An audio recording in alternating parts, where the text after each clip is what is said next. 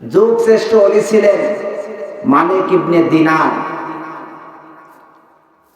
তিনি ইন্তেকালের পরে একজন আল্লাহর ওলি স্বপ্ন দেখলেন যে মালিক ইবনে দিনার জান্নাতের মধ্যে ঘোরাফেরা করছেন। সুবহানাল্লাহ।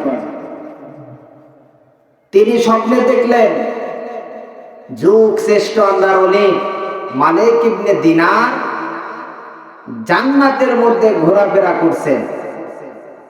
তাকে জিজ্ঞাসা করা হলো যে তুমি কেমন আছো? মালিক ইবনে দিনার বললেন, ভালো আছি। দুনিয়াতে নেক আমল করার কারণে আল্লাহ পাক আমাকে জান্নাতের মধ্যে একটা বাড়ি বরাদ্দ করে দিয়েছেন। সুবহানাল্লাহ। কিন্তু যে বাড়িটা আল্লাহ পাক আমার নামে বরাদ্দ করেছেন, এই বাড়ির থেকে দামি বাড়ি আল্লাহ পাক একটা কামারকে দিয়েছেন। সুবহানাল্লাহ। বুজুর্গ আল্লাহর ওলির ঘুম ভেঙে গেছে। সকালবেলা আল্লাহর ওলি ওই কামারের বাড়িতে গিয়েছেন। কামারের বাড়িতে গিয়ে তার সন্তানকে বললেন যে তোমার বাবা কি এমন আমল করেছে যার কারণে আল্লাহ পাক যুগ শ্রেষ্ঠ আল্লাহর ওলি মালিক ইবনে দিনারের থেকেও দামি জান্নাত ওই কামারকে দান করেছেন।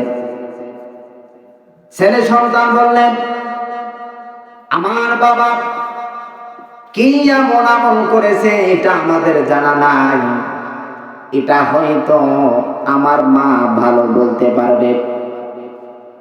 পর্দার আড়াল থেকে কামারের স্ত্রী ডাক দিয়ে বললেন, আমার স্বামী একজন কামার ছিলেন, দা দিয়ে লোহা দিয়ে দা বানাতো, কোদাল বানাতো, কাঁচি বানাতো।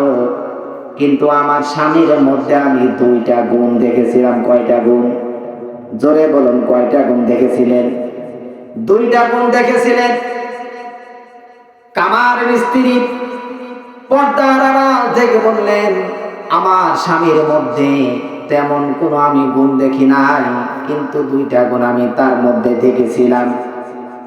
এক নাম্বার গুণ হলো, মসজিদে যখন আযান দিয়েছেন কামার তখন পৃথিবীর সব কাজ বন্ধ করে দিয়ে মসজিদে গিয়ে নামাজ আদায় করত।